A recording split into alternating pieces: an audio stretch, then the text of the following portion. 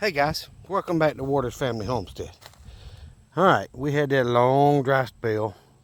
Got almost 2 inches of rain last week, and I watered this one day. There's still green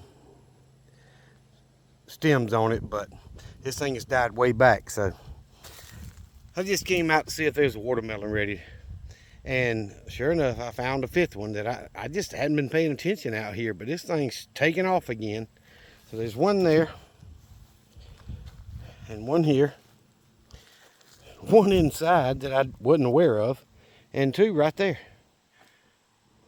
Freaking 5 watermelons, and I'm, ready to pull the vines and do away with it, but it's every time I come out and mess around, I end up finding another watermelon, it seems like. So I'm gonna leave it alone. When it's done, then I'll finish off the raised bed. But anyway, all right, something I was working on today. Well, let me turn y'all around and show y'all what I did yesterday morning. Threw me behind for the day, actually. Camper's gone. He finally came and got it. It did have the tires on this side. It's dual axle. The front one had 3 holes in it. Looked like my son ran over something. I don't know. When he moved it, maybe a block or something, and it punctured it. They were old tires anyway, but he went and got a good used tire put on it and came back, and we got it put on there, and it is gone. So that's a good thing. The other thing I've been doing is I did get my hitch in I told y'all about. That's to hook this wagon to. So my plan is to get these tires off, get the tubes fixed, and whatever needs to be done to the rim so it don't pop no more, whatever. I'm going to take it to Marty's and see if they'll actually fix them and make sure they don't leak, and then bring them back and put them back on the trailer. And that pin, you just pull the pin and it slides right on that receiver. But I got to get my sockets out and tighten it down a little bit more. I don't like the fact it's only got 1 bolt hole. It should have a second or something that's going to keep it from moving, but it can't spin if you're pulling that wagon. But I'm gonna get my sockets out because I just used an adjustable wrench and tightened the mess out of it. But Saturday was my birthday, and my middle daughter, well, we had serve day at church Sunday from 10 to 12. So I went to that, and we did, a little bit there. And then when we finished, I come on home, and about an hour and a half later, my middle daughter and her husband called and said they were going to come over and hang out. So that's what they did. They spent most of the afternoon and evening with me. And the middle grandchild of their 3 decided she wanted to spend the night. So she actually spent the night and got up and went to church with me this morning. But we spent a lot of time Saturday riding this bike right here, and the oldest granddaughter riding this one. And my daughter actually rode this one. She tried riding that. It's just a little bit too big for her. She wasn't comfortable on it. So I'm thinking about lowering that seat about 1 inch. But I rode it today. And I rode it all the way down to, in our county, we've got county fire stations set out. Basically, it's just got a water tanker truck parked in it that they can, when the county fire department's called, they can go up there, and volunteers, and they open it up and they get on that truck and they go to the fire, and they're all over the county, and they tax us to death for them. But I rode it all the way to that and back, and that's about 4 miles from my house, so it's only 2 miles away. But anyway, I did take the light assembly off of it. It just wasn't worth the crap, that old cheap light system. So actually, I've had it for probably 10 years, or a long ways anyway. So it wasn't worth having. But the bike ran good, and I used my speed app, and it tracks where you go and what your top speed is, what your average speed is. And I stopped 2 or 3 times on that route and tinkered with it a little bit, but my son-in-law rode it yesterday, and he got it up 36 miles an hour. So he went the other direction to the paved road that I've done once before. It's got a little bit longer, a little bit steeper downhill on it. But anyway, he's a little bigger fella than I am. But he rode it all the way there and back, and it showed it took him about 6 or 7 minutes. Well, I rode it further and back, and my top speed was also 36 miles per hour. So it seems like it's getting broke in a little bit better now. But I do think I'm going to lower that seat just about an inch, maybe a half inch. I remember when I had it any lower, your butt will hit that bar right there, and I didn't like it, so I raised it. But I think I went just a little bit too much. I'm still going to plan on getting a bigger seat for it that's just more comfortable for, grown-ups. But the fenders are doing remarkably well. None of us complained about getting dirt thrown in our face.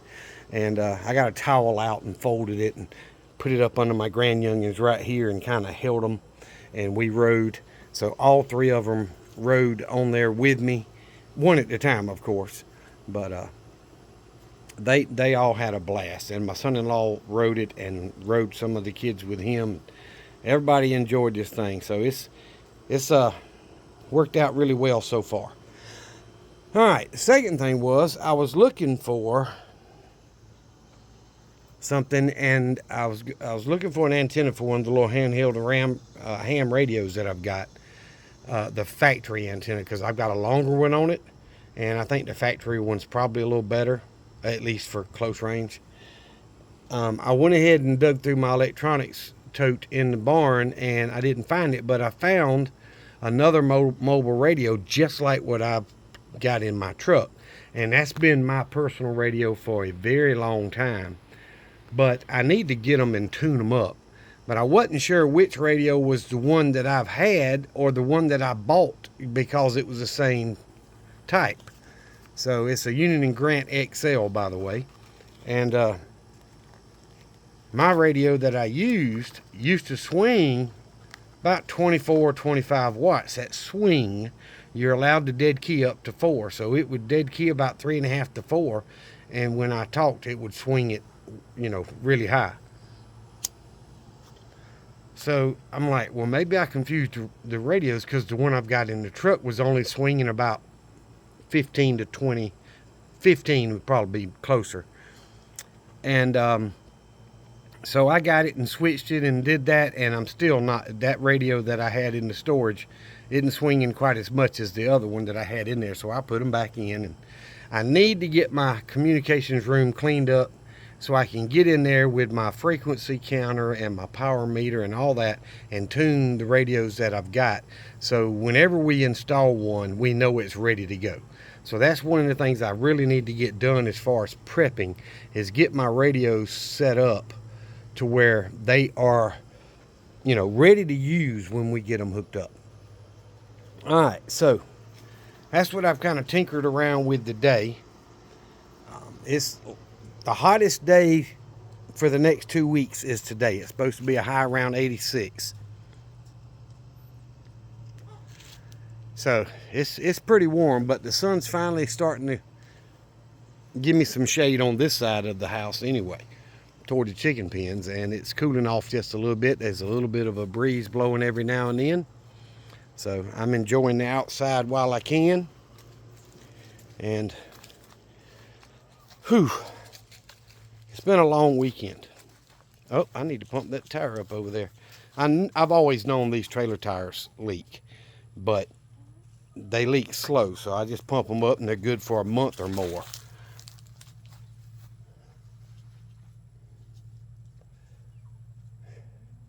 I'm watching my camera right there move with me. It's following me. But I saw a little short the other day. People talked about having a rain barrel like this, and they water their animals with it, and of course they add water when it needs it, but they put some goldfish in there to eat the mosquito larvae and all that stuff, and the tadpoles and stuff. So I'm thinking about doing that. If I can get a hold to 3 or 4 goldfish, just not many, 3 or 4 is plenty. couple of them, whatever, and put them in there. Maybe they'll eat those tadpoles and the mosquito larvae and stuff, and I won't have to worry about it being a problem. There's a tadpole right there hitting the top of the water, if y'all can see it. And there's one over there up under the water. But this thing was about 4 to 5 inches low. That's the lowest I've seen it since I set it there. It catches the rain off the roof right here. And we got almost 2 inches, about 1 inch and 8/10. So almost inch and, almost 2 inches of rain. But anyway, it filled it back up, and it's dropped a little bit since. But it filled that barrel up pretty quick. So the other thing is, I told y'all I've been working on rotating through my fuel storage, using it up. And I didn't buy gas for 3 weeks. I used out of my barrels, and I've got enough in there to fill up again, plus a little bit. So I need to consolidate the barrels into one, and then next time I need gas in my truck, fill up again from here, and then go back to filling them up. But anyway, y'all know I did some rearranging out here. I need to get this wagon emptied so I can get it moved out of the way. And I need to finish the other side. And look at there. I got tomato cages stacked in here. And I've got all the ones I used in the garden put up there. Got tomato cages running out my ears. Of course, at one time I planted about 80 plants. So, but anyway, I want to get rid of that push mower. I had a guy work on it. He's passed away now, but he said there was an issue with the choke, and he got it to run, but I never could. So I'm gonna get rid of that mower. It's just taking up space. But I came out. I was gonna give the chickens some scratch feed. It's what they like. Now, something I did also is I mixed some of the rabbit feed, since I've never gotten the rabbits that I wanted to, in with some scratch, and they seem to like the rabbit feed pretty good too. So we'll give them about, that's probably a cup worth, maybe a little under. They'll eat all that. And it's got a total of 7 chickens in there, Sue, and 6 hens. And then I can't remember, I think it's 12 or 13 in this pen. So I give them a little bit more. And then the last pen has got more than the other 2, so I give them a little more. So this one I'll throw 2 scoops, because the young ones will get ran off by the older ones. So I'll throw a second pile over here, and that kind of gives the younger ones a little easier time at getting to the scratch feed.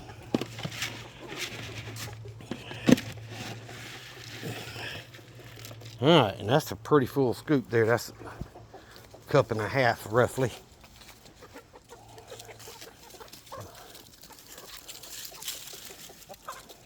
My grandyoungins love throwing the scratch to them, and when they're here, sometimes they get scratch thrown to them 2 or 3 times in a day, and that's okay. It ain't bad for them. It's not layer pellets that helps them lay more. So, but they enjoy it. And my grandson that usually spends the weekend with me, he got in trouble, so he couldn't come this weekend.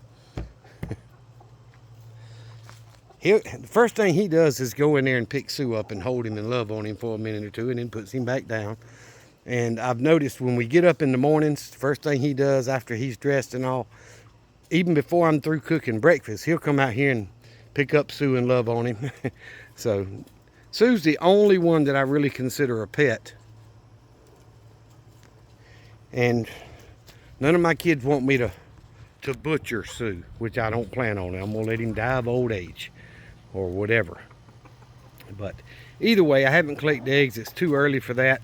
My son-in-law collected them yesterday, and they had a pretty decent day of eggs, but they collected them a couple hours early, and then my granddaughter and I came back out right before dark, and there was another egg out there. So that's why I don't collect the eggs early, is because I've got a few hens that lay late.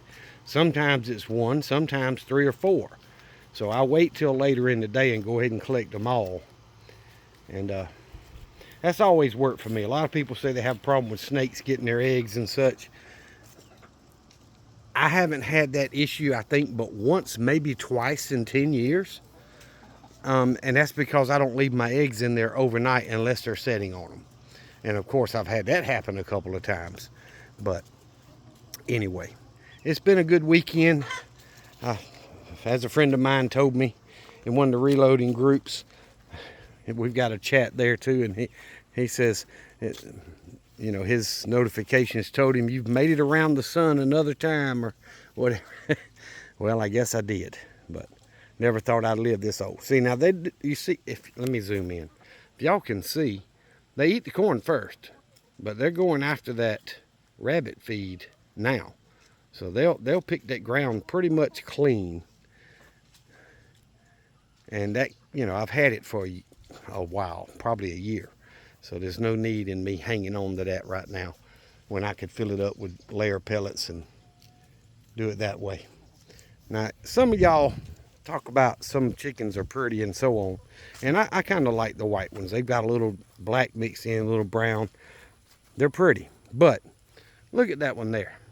That's a black hen with a little bit of a goldish brown on its back and then a grayish color around its head. Y'all, that chicken is ugly to me.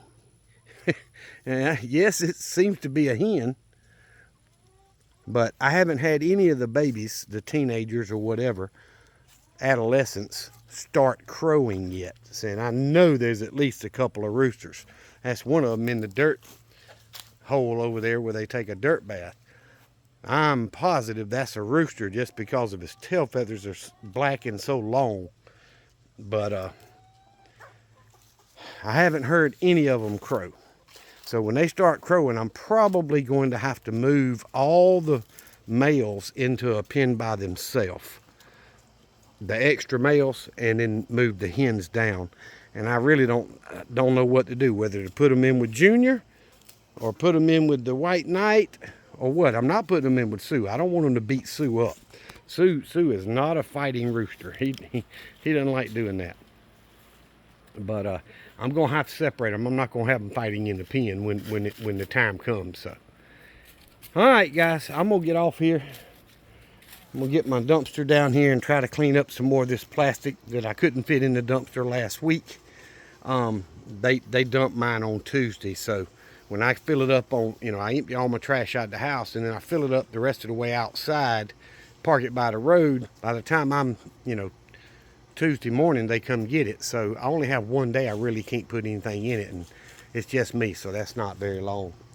But I'm gonna try to get some more of this plastic up and try to maybe not fill the dumpster, but it's gonna hold a lot. And eventually I'm gonna throw those buckets away that I made feeders out of, and, you know, try to get some more of this junk gone. But guys, I appreciate y'all watching my videos, subscribing to the channel, hitting the thumbs up.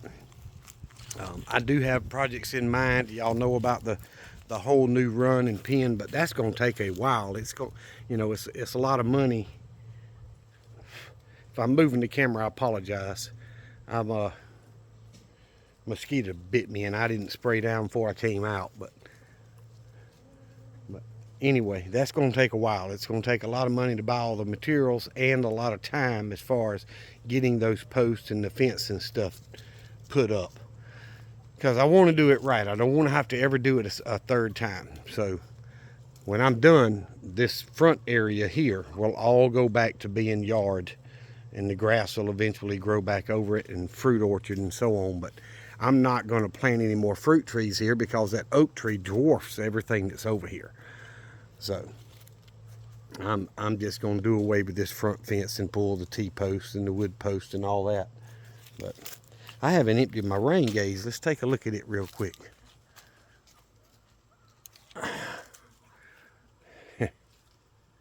See, it's been 2 days and it's still a little over 1.5 inches, 1 6/10. So I'm sure some's evaporated out of it, but